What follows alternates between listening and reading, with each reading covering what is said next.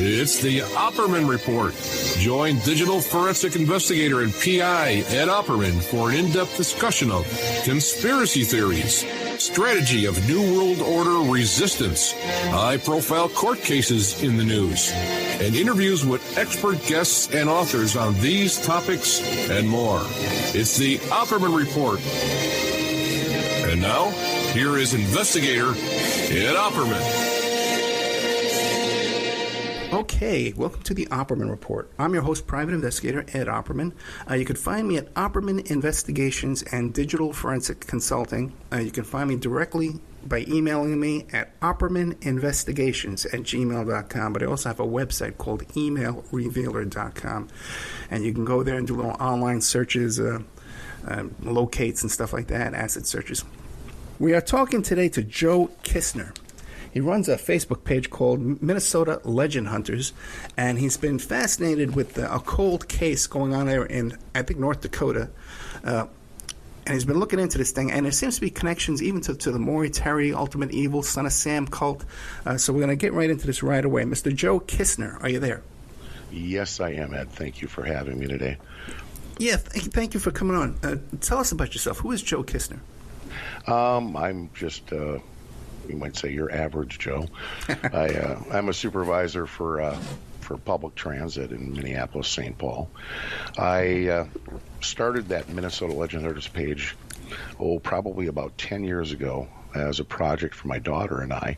What we do is go out and we never had a lot of money to travel and explore all the interesting aspects across the country, so we focused on things that were happening in our own backyard, mysterious murders, disappearances, pre-Columbian visits from the Vikings, all kinds of stuff like that.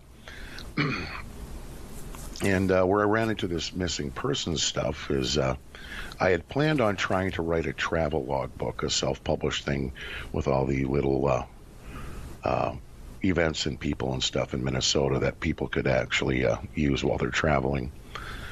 And jumping, putting the cart ahead of the horse, I thought, well, gee, you need a follow-up from that to keep things moving. And I started, I thought Minnesota missing persons would be kind of interesting because I've always been, murders have never got me, but the mystery of those who are missing always intrigued me. Yeah, I tell you, I did a couple of cross-country road trips, and I do quite a few north and south road trips.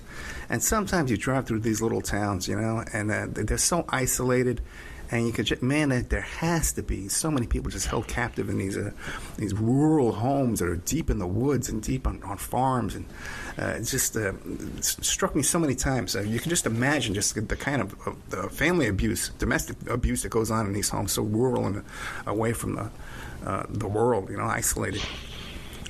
In this case you discovered, okay, who went missing? Well, I'll bring you up to how I kind of got on that a little bit. Once I started researching the missing persons book, I found a case that was pretty close to home. It wasn't anything too dramatic.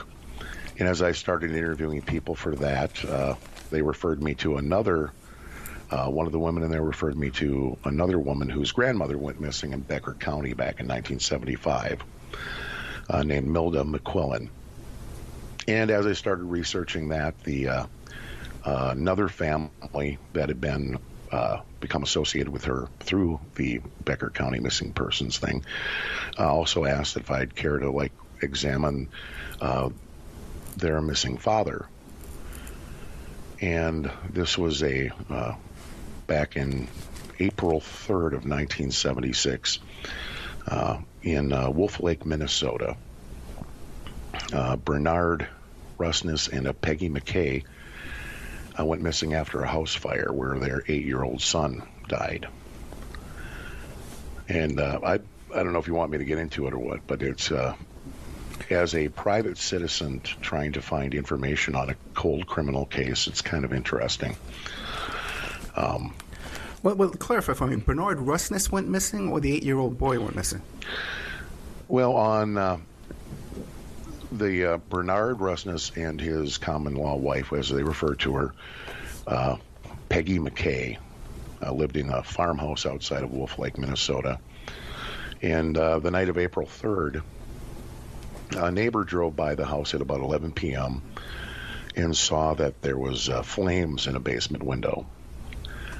She turned around and drove back to the city of Wolf Lake to notify the fire department. And in the meantime, there was a group of 6 young people driving up Highway 43 who noticed flames off in the distance and pulled off the highway down the gravel road and came up to the house. As they approached the house, they noticed that the driveway, this is early April in Minnesota, so a lot of things are pretty mushy, especially gravel driveways. And earlier in the day, apparently Bernard had basically turned the driveway or tilted up to help it dry. And as they pulled in the driveway, they noticed there was no ruts in the road, indicating anybody had driven on it since then. And as they turned to the house, they noticed flames coming out of the northern upstairs window and out of the roof line. And the time they gave for this was also about 11 p.m. The 2 men in the car tried to open the door to the house, found it locked, and the heat was extraordinary. So they went over to the LP tank, shut it off to prevent an explosion. And this time there was flames coming out one of the upstairs windows. They looked in the house and didn't see anybody. They did notice that there was 3 vehicles in the driveway, one with the hood open. And they turned around, drove back to town to try to notify the fire department, and found out that they were already on their way. And to shorten up part of this, the fire department responded. By the time they got out there, 2 of the walls of the home were down, and it basically went into a defensive mode. Later on, the deputy, Clarence Powers, came out to the house. He lived fairly close at about 12:30, and their dispatch had said the neighbors had asked if they knew where the occupants of the house were and that they should have been home. And at that time, they realized that they probably had a fire death, and they called up the state fire marshal's office. In going through the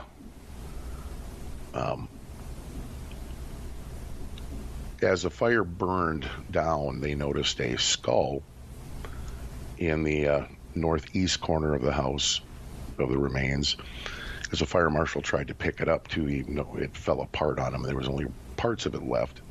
He also noticed I don't know, arson investigator, but he also noticed that there was red and blue flames and green flames around that same area. And that was the skull of the 8-year-old boy? No, actually.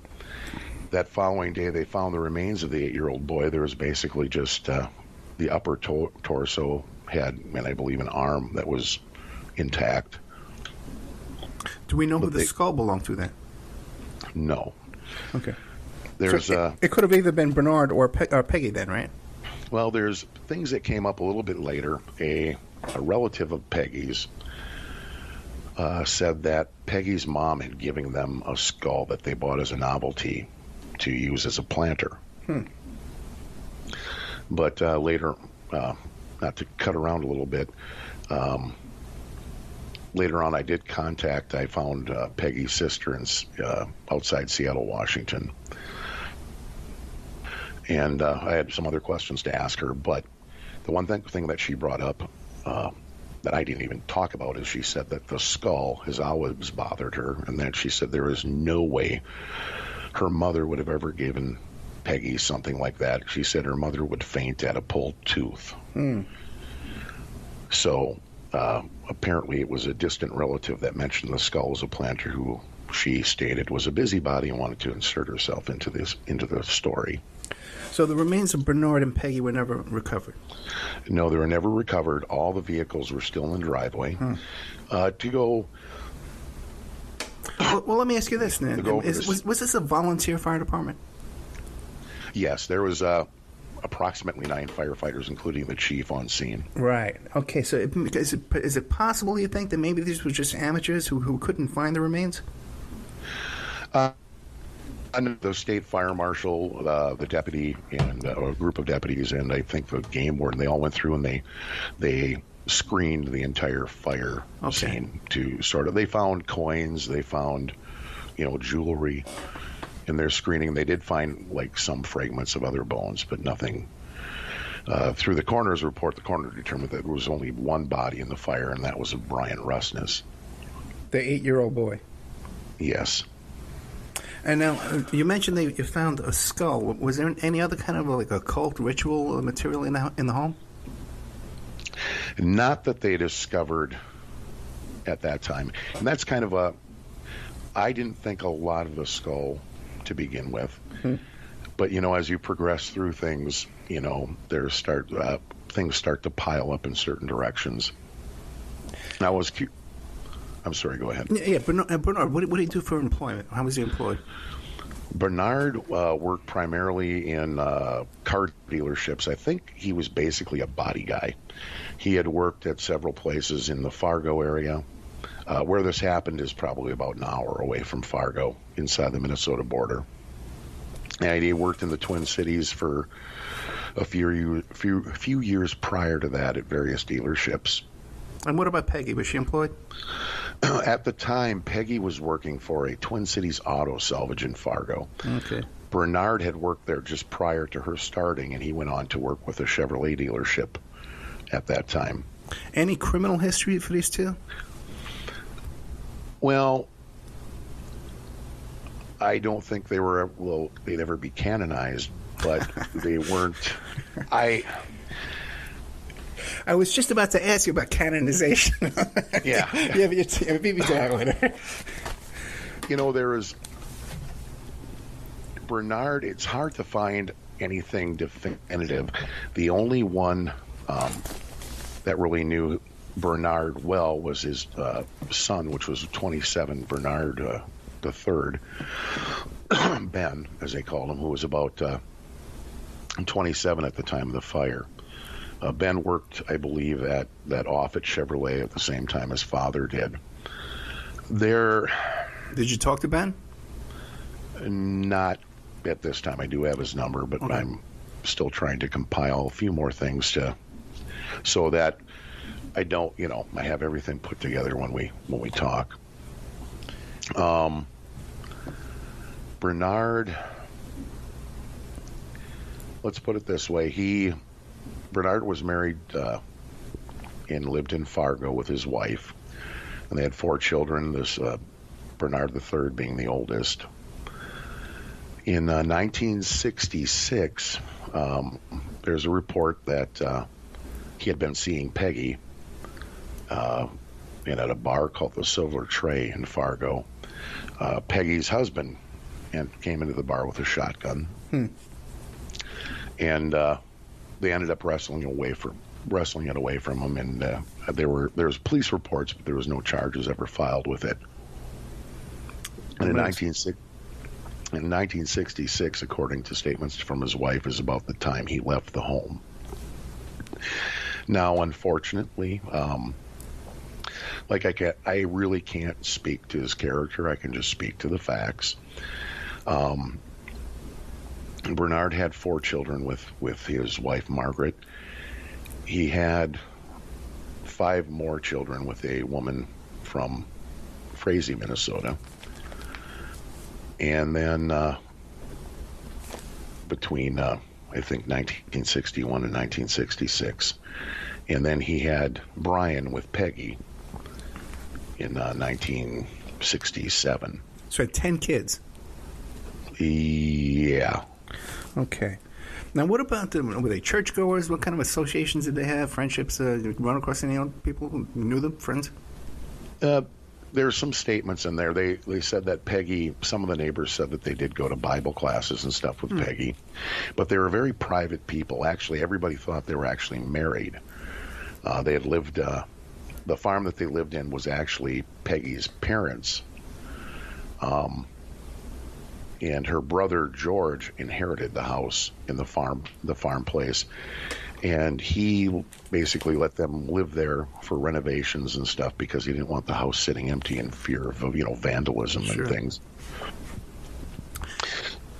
Now, what aroused your suspicion? Now, you sent me some letters you received from a prisoner. Is that when things really started became suspicious? Well, I could backtrack. When Sure. you start the fire scene itself. Now, when you talked about Bernard's friends, there was a guy named Ray Marsh who said he had knew Bernard for over 20 years, and they interviewed him, and he said that Bernard would have never left the trucks open. When the fire department got there, one of the fire department personnel said that he found keys in all three vehicles. There was keys left in the padlock to the well house, and next to the house he had what he called a gun shed where he worked and repaired guns and collected guns. That was also open. And Ray stated that Bernard would have never. He was the kind of guy who locked every door behind him. And which kind of brings up a few questions. That this happened at about 11 p.m. at night. The sunset around that time was about 6:55 p.m. And at the time, at 6:55, Bernard probably should have had everything closed up, locked up, and back in the house.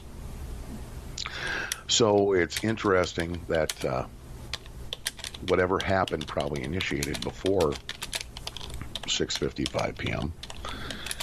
And then what I also found curious is that both times were approximate, but the first lady that drove by found the fire coming out of the basement window on the north side of the house. And by the time the other car got there, the house was basically in flames had shot up into the ceiling. Now, I don't know, with older homes like that were usually made of balloon construction, so a fire that was set in the basement basically can follow the voids through the walls because there's no fire blocks in those older houses. Well, let me ask you this, Joe, because the way you described the scene with all the keys, it seems like someone went to the gun shed, they went to the well, they went to the cars, and so someone was searching for something, or a group of people were there searching for something. Would the Kisners have any wealth or any kind of valuables, or drugs, or paraphernalia, anything? The Rusnesses, no. And what was implied, because Bernard was working on his vehicles earlier that day, and the hood was open on one of his trucks. And what they had thought is that Bernard had opened up everything, but never closed them back up. So it be that somebody came onto the farm place earlier in the day before sunset, before Bernard would have packed things up, and maybe perhaps initiated whatever happened. He, with the fire too, the fire can travel and it did travel very quickly from the corner of the basement up to the roof line in a matter of minutes. So what I've always thought was curious is that fire, unless it would have been like an old rag in the basement, filled with paint thinner or something, that fire traveled rather quickly. And the matter, that it was only a few minutes from the initial person seeing the fire in the corner of the basement so it was curious as to when maybe the fire might have been set, how long prior to the arrival of the first person. And another curious thing, when the 6 young people pulled up in their car, in one of the statements, I've spoke with 4 of the 6 I've tracked down. In one of the statements, one of the women, there was 4 women that were nursing students at the time at from St. Cloud, Minnesota. She stated as the men went up trying to get into the house, 2 dogs came up to her, and she scratched their head, and then they ran off, and she walked up to see if she could do anything to help. In a cold case investigation by the Minnesota BCA in 2006, they interviewed a firefighter, and he was describing the scene that they found. And it was curious enough that in that he said that he found 2 dogs locked up in the barn. So it kind of makes you wonder that with the initial contact with the 6 people coming up to the house to begin with, having the 2 dogs out there, and then later having the two dogs locked in the barn if maybe the perpetrator could have still been on the property at the time and secured the dogs in the barn. So that's just kind of there's all kinds of little things like that that try to make you think about what exactly could have happened. Well, let me ask you a question. Do you think that the Russman and his wife Peggy, do you think they're alive? Are alive today? Are there been sightings of them? Yeah, there was actually some sightings. There was 3 or 4 of them. One in a truck stop in Paynesville, Minnesota, which is probably about an hour away from there. Another more curious one, a couple stated that on Memorial Day that year they were out fishing, and they stated Bernard and Peggy pulled up. Peggy, the 2 women fished for a while, and the men drank beer in the car, and supposedly Bernard had said he'd been working doing carpentry work.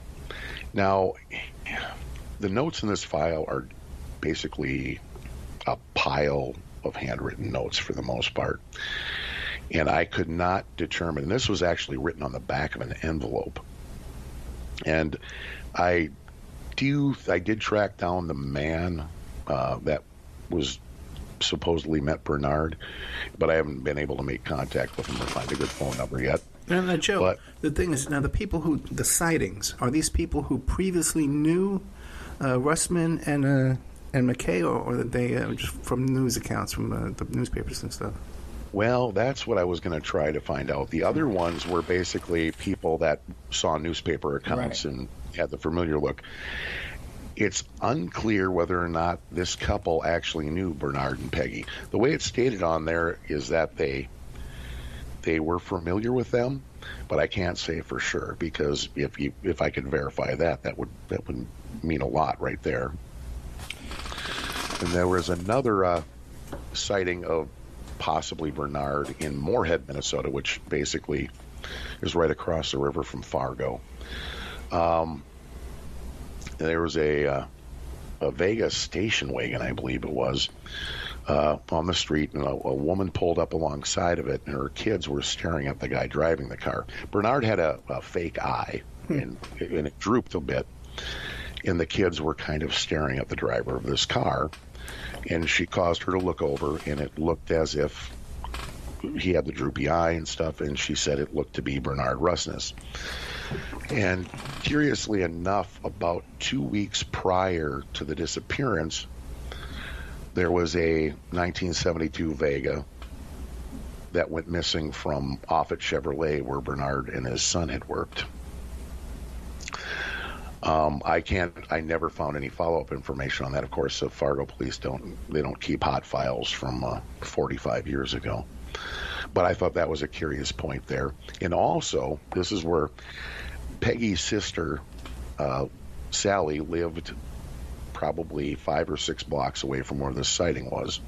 That's what caused me to track her down in Seattle now, just to ask her if she had any contact with Peggy after the fact, and if maybe Bernard had dropped Peggy off to visit her sister quick and tie up some loose ends. And that's where she brought up, she swears she never had any contact with anyone after that fact, and I believe her.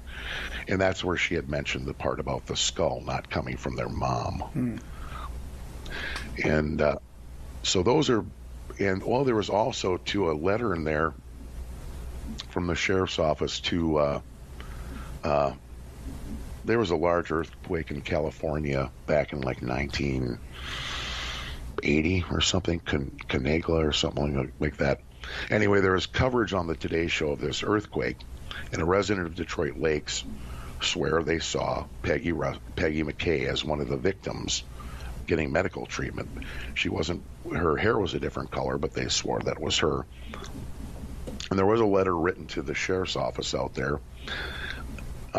asking them to look into it, but again, I never found anything documenting any resolution as to whether or not they did go through it. I did try contacting NBC and their video archives, and unless you're, a professional, they won't even talk to you about that. So now, Joe, you sent me some letters from a guy in prison, right? And one of them talks about how he saw. No, there was another witness who saw he was fishing, and he saw a guy in a white robe and a little boy in a white robe. Now, do you think that's possibly was Bernard and his son? This would have been about 4 years after. Okay. That came up during the BCA's cold case investigation. So I know we're running out of time here, and we'll kind of cut to the chase a little bit. The part that brought me to you in your work, when I initially sat down with the Becker County Sheriff a few years back, prior to this, with my doing some research for Minnesota Legend Hunters, I came across some things for Becker County in the Vergas area, talking about somebody posted a report about talking about white hooded figures that lurk through the woods and in the ditches. And when I met with the sheriff, I wasn't thinking of anything connected, possibly. I had joked with him, we're about the same age, and he had mentioned, when I mentioned the white hooded people, he said that was they were very familiar with them back in high school, and it was something that was talked about a lot in the area. I found a couple newspaper accounts that mentioned them, nothing solid, but just mentioned them in passing and kids being scared. And the following day after I met with the sheriff, I met with one of Rusness's sons, and in passing I had mentioned the white sheet people to him as well, and he was very familiar with the story, and he said he believed at one time he actually came across their compound in the woods when they were out four-wheeling, and said it's since burned down to his knowledge. So we go back to this letter. What you're referring to is there was a gentleman who was interviewed by the BCA agent that was doing the cold case investigation. It started out where he thought he snagged a flannel shirt in Wolf Lake at one time and thought maybe it might be related. But in the last paragraph, just in passing, he mentions being out fishing in about 1980 with his brother and his sons, and he hears somebody yell, "Daddy, Daddy." On the shoreline, they look up and they see two robed figures with lanterns on the shoreline. By the time they got back to shore, they had both figures had disappeared or left the scene. It was just kind of thrown out there as an odd statement. It kind of made me think, because it wasn't anything I was thinking about involved with this case. And then we moved to the letters I shared with you. There was a letter from a gentleman named Terry M., just the initial M, that came from the North Dakota State Penitentiary. In this letter, he stated that another inmate, who he called Reverend Bob Warner, was an exorcist, and there was people out trying to kill him because he was wrongfully convicted of something, of course. And these people were scared of him because he was an exorcist. That he had knowledge of the boy dying in Wolf Lake, as well as a woman going missing from McCluskey, North Dakota, a pregnant woman who supposedly this devil cult had killed and chopped up and put someplace. This letter was forwarded to the BC agents that were working back then. And incidentally, I did contact the sheriff's office up in McCluskey and spoke with the chief deputy, and he spoke with older officers, and they've never had a missing pregnant woman up there, so I'm not sure where that comes from. And there was a note attached with that, too. I think the jails department, the prisons department there said, well, this guy is often associating himself with crimes. Yeah, and the guy that, not Terry M. so much as the guy he was referring to. And digging through the notes, like I said, there's literally a pile of chicken scratch notes in this file. I did come across a sheet of paper with just some names written on it, showing that the BCA agents did talk to this Warner at one point, and it appears that he gave them two names. And I also ended up looking to them. But Warner wrote a response September the next year stating he wanted to speak with the BC agents again and how he apologized for not cooperating. He stated, how can he prove his innocence when he's not telling the truth about this? He said he had direct knowledge of who was involved with the Wolf Lake fire and the death of the boy. And he also mentioned something about a contracted hit put out on a woman who I later found out to be the daughter of the then Governor Guy of North Dakota. In my research, I researched Bob Warner quite a bit. He's still alive. He lives under an alias in Mandan, North Dakota right now. I've not been able to get a hold of him or find contact for him, but I did confirm that he lives there with a detective in Mandan. This man has quite the history of cons. I actually found his ex-wife out in Montana, who was married to him at the time, who has a healthy fear of him, and she said she celebrates their divorce every year by buying herself something nice. But I've always believed that there's an element of truth even in some of the biggest lies. So I tried to vet the guy out a little bit. I did find the governor's daughter. She lives here in Minnesota. I imagine calling somebody up after 40 years and asking them if they were aware that there was potentially a hit put out on them back in the 70s. She had told me that she, at that time, was working as a confidential informant for the North Dakota Drug Enforcement Agency, and that she helped put plenty of people in prison at that time. So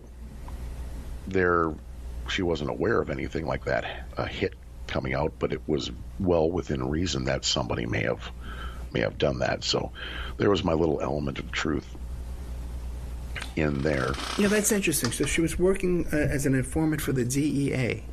For the North Dakota Drug Enforcement Bureau. Okay, and do we know what the nature of that case was? There were actually several that she worked on, and I believe it was in conjunction, or she worked in conjunction with them after getting herself into a little bit of trouble too. Okay. Now what about? Was there any? What was the connection? Because you joined the Maury Terry group. Did you find any connections between this situation here and the North Dakota cult? Well, that's where I was trying to. One of the rabbit trails I was going down is researching cults in the area at that time. And of course, when you start looking at newspapers, Maury Terry's name popped up. And with a lot of the stuff going on in North Dakota back in about the same time frame, I'd also talked to, I have associates that worked in Bismarck at that time, and stated that she actually worked in the jail at that time, just becoming a sworn officer. And she stated that there were deputies that actually came across ceremonies out in fields that they really had no reason, they couldn't really do anything about it, but and stated that there was all kinds of activity going around at that time. And so I started researching more of, Maury Terry and the process, or the Process Church, as being probably the most prolific back then. So basically where I'm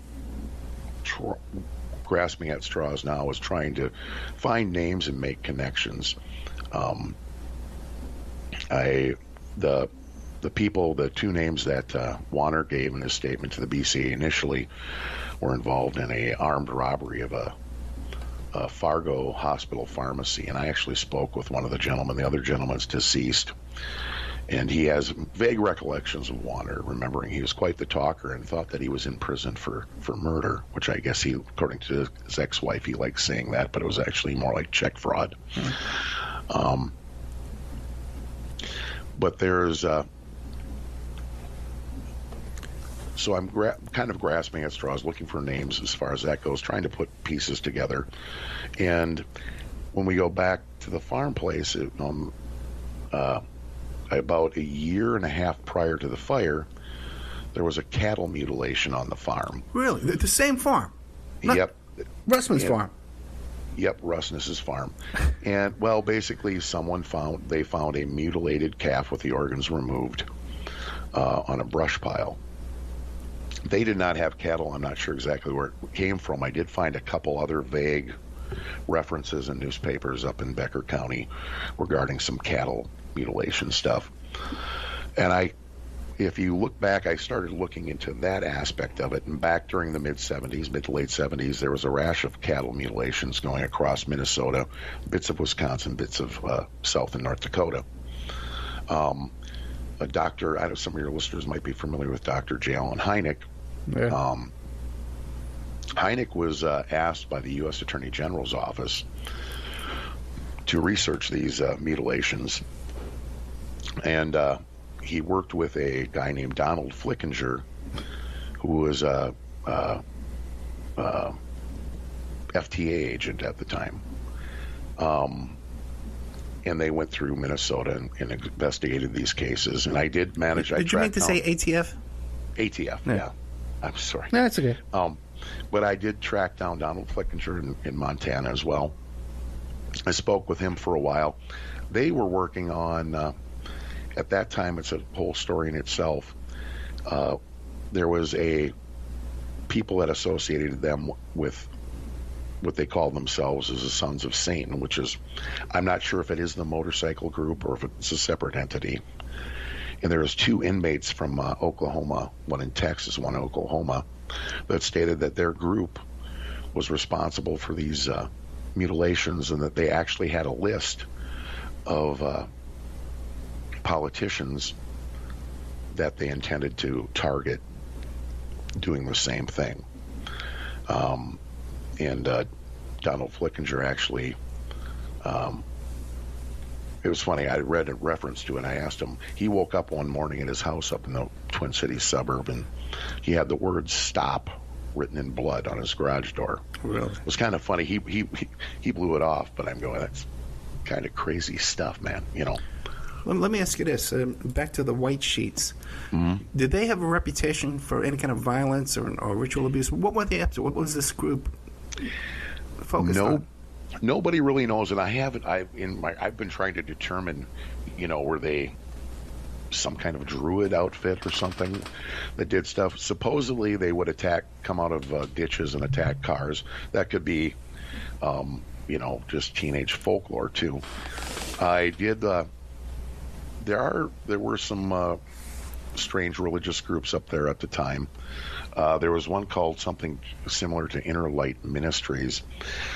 It's kind of different because back in the 70s, there was early 80s, late 70s, there was a hitchhiker strangled down in southern Minnesota and found in a ditch along the highway. They never identified her. Well, back, I believe, in the late 80s, a man in a Texas prison confessed to the murder. Well, this guy was a Minnesota State trooper. And on duty one night, he found this hitchhiker sexually assaulted and strangled her. And shortly after that event happened, he relocated to the Detroit Lakes area, which is near Wolf Lake, with the State Patrol. And he joined this Church of the Inner Light. And shortly thereafter, quit his job as a trooper, packed up his family, and moved with the church to Texas. So that's another. However, I don't know if it was them, if it would be a group like that, and they were involved in some kind of maybe communal exercise wearing white robes. But it's really hard to say.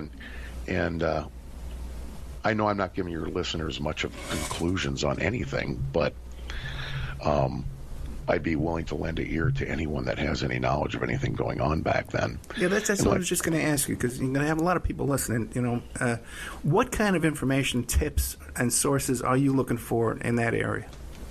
Well, I'm looking primarily right now. I do have a person of interest that I believe is at least has knowledge of the event, However, I have nothing that I won't mention it because I have nothing that connects that person to these things. But I'm really interested in names that could have been involved in the northern Minnesota, North Dakota area, and like on the group, the Maury Terry group, trying to make those connections behind the scenes, and to come back and maybe connect with people involved on the back end of it. That's really about all I can do right now. I think if I could ever get a hold of the inmate Warner, I think it would resolve a lot of questions. But unfortunately, the phone number I have for him is disconnected, and I don't have the time or the money to drive up to North Dakota and go knock on some doors. Did you do any online searches to see if he has a new number? Oh, yeah. I've done okay.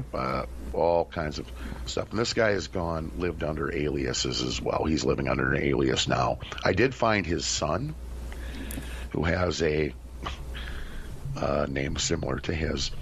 I did reach his son, who I did confirm that with a detective from Mandan, but his son denied any knowledge of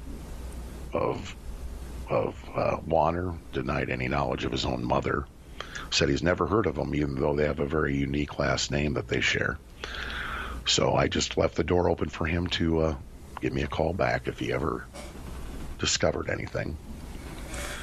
And again, the fellow with the disconnected number, did you try sending him a letter? If I've got two addresses, and I guess if I knew it was good, that wouldn't be a bad idea. I guess in this digital age, we forget about the pen and paper. And you can always send a letter. Many times when I'm working on something, you'll come up with 4 or 5 different possible name matches. It's a common name. You just send out 4 or 5 letters. You'd have copy machines these days. You can just make a copy of the letter, and you send it out to 5 addresses. A lot of people complain too when you do a locate and you come back with more than one address. People complain, well, I got to know exactly which one. Mail to all of them, man. That's the big deal. I'll have to say this is something that's fairly new to me. Yeah. And I'll have to say I've had remarkable luck in people's willingness to talk to me and in locating people. And it's something that you've found. There's a lot of things with this case where people said the police dropped the ball, yada, yada, yada. There's even suspicions that the deputy investigating was involved with it, which was not. I'm quite confident about that. But everything I've done has been built off the shoulders of those initial investigations. And there's so many rabbit trails to go down that I think people get burned out and they don't want to follow any more empty leads. And that's basically where I've been doing my exploring, trying to find some clarity. My initial objective, I told the family, and I've been blessed that a couple of these families have trusted me enough to look into this and give me the information I need. But my main goal was to eventually put out the true factual story of what's going on, because you go on today on the internet, in Reddit, in the internet sleuths and stuff, there's so much conjecture, and a lot of the conjecture is taken off of things that aren't even factual to the case, and you end up having a thread that's 10 pages long about something that never really happened. Yeah, I have to admit, I've done that myself. You hear something repeated so many times, you just assume someone's verified it and checked it out, and you repeat it. The next thing you know, you find out years later it's wrong. Wasn't right information. And I agree with you, too, about this thing about people are hesitant to contact witnesses or people involved with something. People are usually very willing to talk to you. If they know something, everyone's just like your next-door neighbor. They're not this scary kind of person that's going to start yelling at you. It's just, if people want to talk, people want to help, especially if you start off, hey, can you give me some help? Can you help me out? People, the first instinct is they want to help. And you know what? And to be perfectly honest, I am not any kind of law enforcement or private investigator. I'm just a guy trying to assist a family, and it's nice. People, you be forward with them, and I've had people extensive conversations with people that were more than happy to give me their recollections and their thoughts on this, and give me some more trails to run down. Well, Mr. Joe Kisner, I got to tell you, you got a great voice for radio. I predict you'll have a podcast within a month. And when you call these people up, you can tell them you're working on your podcast. But people can follow Joe Kisner at Minnesota Legend Hunters. And we're talking about the case here of Bernard Rusness and his wife, Peggy McKay. Joe Kisner, if any new information comes up, hit me up, and we'll touch base again. Sounds good. Yeah, there's all kinds of other little trails to go down, but I do appreciate the opportunity, Ed, and hopefully didn't bore your listeners too much. Definitely not. Thank you so much. Good night. All right, bye.